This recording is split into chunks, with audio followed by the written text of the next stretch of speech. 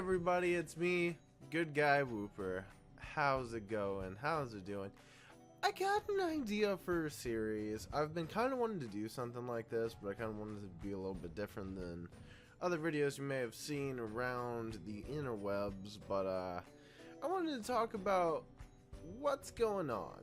I don't know what I'm gonna call this show, but there'll be something in the title, and you might click on it, you might not. If you clicked on it, good, because that means I did alright with my clickbait for today. Alright, let's go ahead and get to this. So, first off, this whole thing's unscripted. Second, third, I'm gonna be talking today about one of my favorite franchises. Pokemon! Alright, so for any of you guys who were wondering, why are we talking about Pokemon? Fucking look at this channel for 5 seconds. This Pokemon all the time. It's only Pokemon. Cause fuck, if I play anything else, no one watches. Hey, I'm just kidding. It's cool. No, it's not. It actually kind of hurts inside.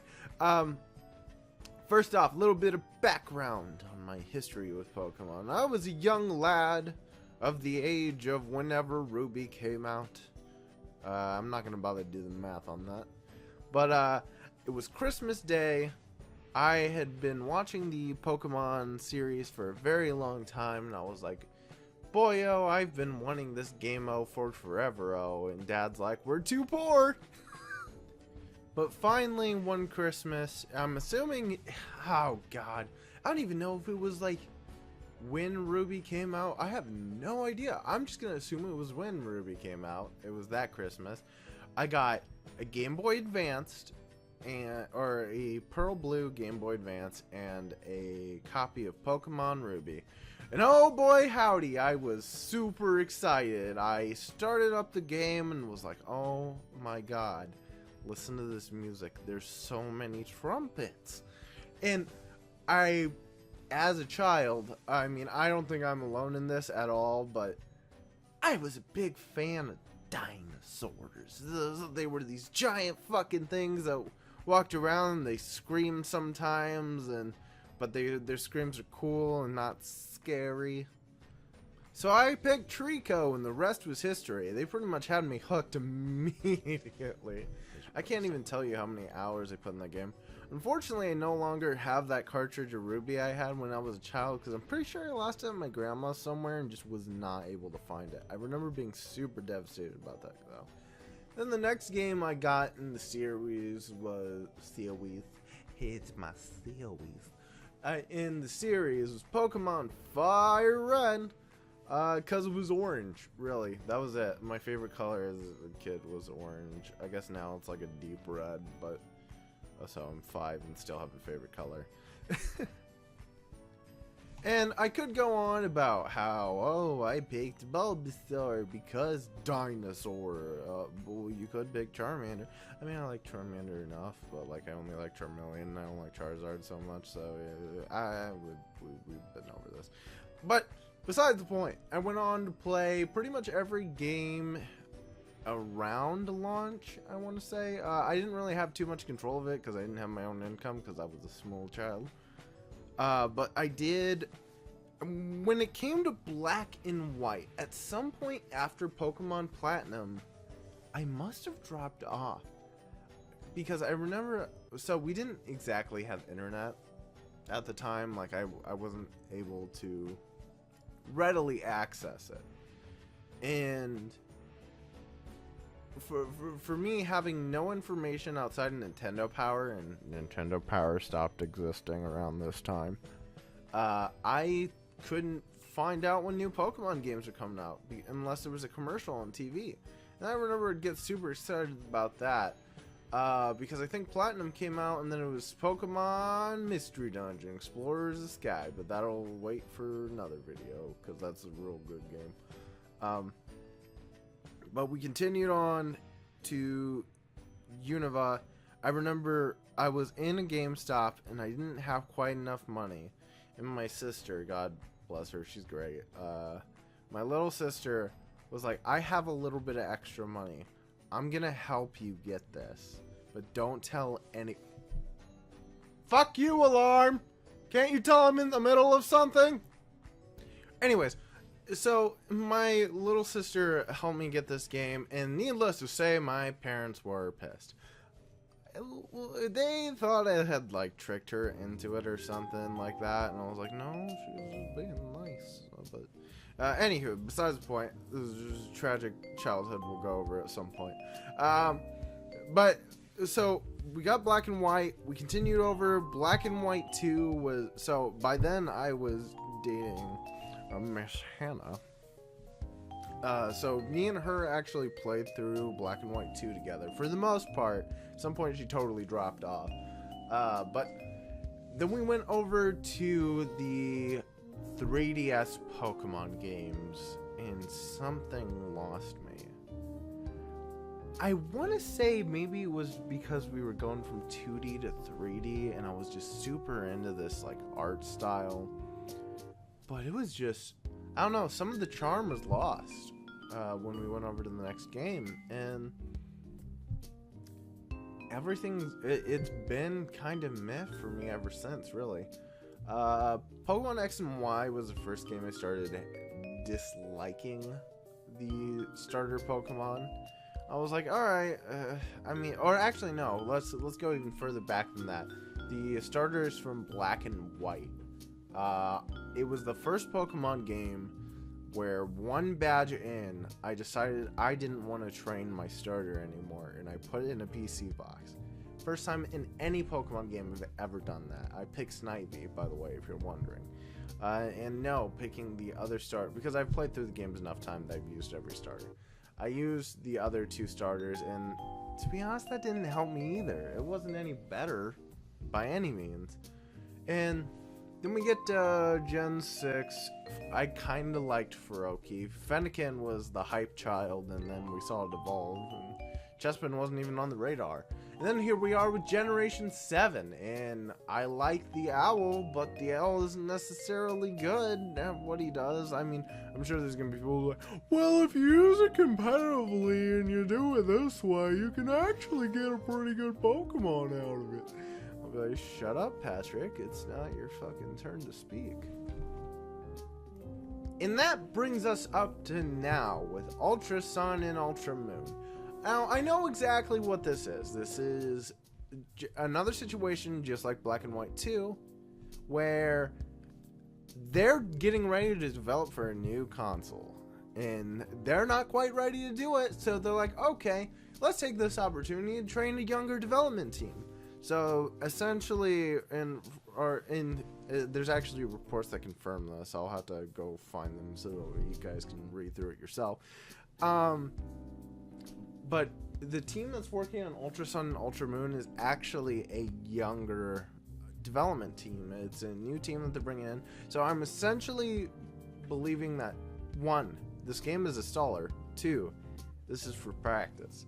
Now, don't get me wrong, a staller game isn't a bad thing, but there's a lot of things about Generation 7 that I just fucking hate. There's so many echoes of Diamond and Pearl, it's not funny. And the only reason why I say that is it's super ambitious. It's on hardware that it has no business being on because it's not nearly powerful enough for what they're trying to do. And fuck, I mean, they are trying. There's some great ideas there, but they fall flat most of the time. Especially with their online presence. They tried to do something again like I don't remember what it was called, the Festival Terminal or something like that in Platinum. They tried to remake that in Generation 7 and trying to make it like an interactive thing when, quite frankly, I wouldn't have said anything had the PSS just been transferred over. They figured out the perfect fucking system for playing the game online, and then they just threw it out. Why? And on top of that, Mega Evolution! You add a 4th successful pillar after trying for so long to get your fucking game working. So every single game, you add a new gimmick. And you're like, oh, hopefully this works. And then it doesn't. And we have to move on to the next game. And we gotta be like, alright, so Generation 5, let's try triple battles. Maybe that'll work. And then it doesn't, because it's bad and confusing. confusing. And then they're like, all right, well, what about rotation battles? We'll do that in the same generation. One of these fuckers has got to skip. It doesn't. They don't stick. They don't stick around at all. They weren't good. You couldn't do it competitively because it became too much of a mess. Kitten, stop doing the things you're doing. Stop it. There's a kitten over here. He's being a little shit. You're being a little shite, son. So we move on to Generation 6, and they're like, alright, what about this newfangled idea we're gonna call Mega Evolutions? Essentially, since Digimon's dead, no one's gonna remember it. Let's go ahead and take some of their game mechanics. Maybe that can make our game better. And boy howdy, were people skeptical, to say the least. People were very skeptical that they added the whole Mega Evolution thing even into the game, quite frankly. And now it's a staple. We love it. We're like, oh shit, when are we getting new Mega Evolutions? The fuck happened to Flygon? And it's like, we get to Generation 7, and things became fairly apparent to me. Mega Evolution was yet another gimmick. I was so sad. I believed that they genuinely found a new pillar, and then they just dropped it. You know, there's some people saying, oh, well, Ultra Sun and Ultra Moon's gonna have new Mega Evolutions because people have been asking for it. No, it won't. It won't. Let me tell you quite frankly, my good sir, that's not happening. And here's the reason why. It was Generation 6's gimmick. Or at least in the eyes of Game Freak, it was Generation 6's gimmick. And we're probably never gonna see new Mega Evolutions. Fuck, if it does happen, I'll be so happy and excited because it'll be like, oh my god, my favorite gaming mechanic ever is back. It's not gonna happen though, because we got this little thing called Z moves. Now, Z moves, for all you unsuspecting children out there, is this damnable little object that you put around your wrist. It looked like your mega ring, and you're like, oh man, I'm getting more megas. You're not. You are not.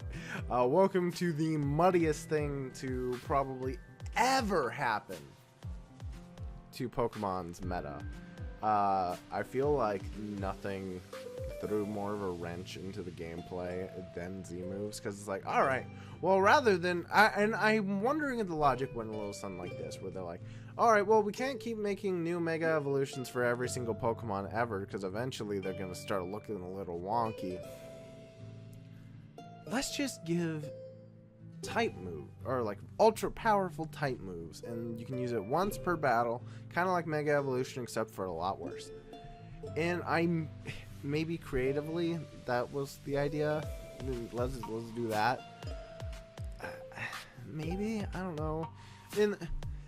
So first off, that was gripe number 1 with Generation 7. Gripe number 2 with Generation 7. Who the fuck designed some of these Pokemon? I mean, I know people have been using the excuse of, oh man, Pokemon's been very uncreative for like forever. Oh my god, is that a piece of rock? Oh! Look, alright, I don't have a problem with inanimate Pokemon. They're fine. I think I've stated before, if you guys watch the channel, I don't like food Pokemon. Whose idea was this? No, it's food. I don't want to eat this fucking thing. It's different when it's like, I'm a magnet that came to life, or I'm a pile of poop. That's fine.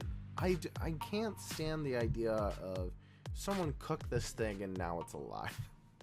Which I'm sure is not how it works, and somebody in the comment section is going to let me know about that, but whatever, who cares.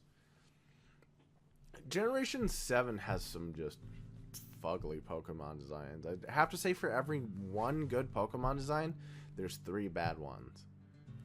Speaking of which, Alolan forms. My god, they're kind of cool.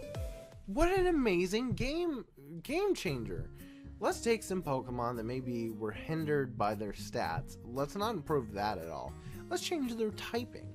and let's see if typing makes all the difference for these Pokemon. And you know what? It does. There's quite a few Alolan Pokemon. Actually, one of my favorite Pokemon of all time now is Alolan Sandslash. Its Ice Steel typing, first off, is amazing. Second off, the design's great. And fuck, it's kind of a pseudo, like, second icon, or not second icon. It's like a pseudo, like, second mascot to the channel, because I just... Fuck, if I wasn't legally required to have Good Guy Wooper in my title, I'd probably have switched over to Alolan Sandslash, because boy, do I love that. I love that little blueberry. I just want to give him a hug and pet him and probably die because those icicles are sharp as shit. Now, there are rumors circulating about new Alolan forms introduced into the Pokemon games. I'm sure they'll be fine. I mean, they might not, though. It might be pretty bad. I wouldn't be shocked if we don't get any Alolan forms. I saw Sacred Fire's been making these speculation videos with clickbait thumbnails like you would not believe. Not that I would know anything about that.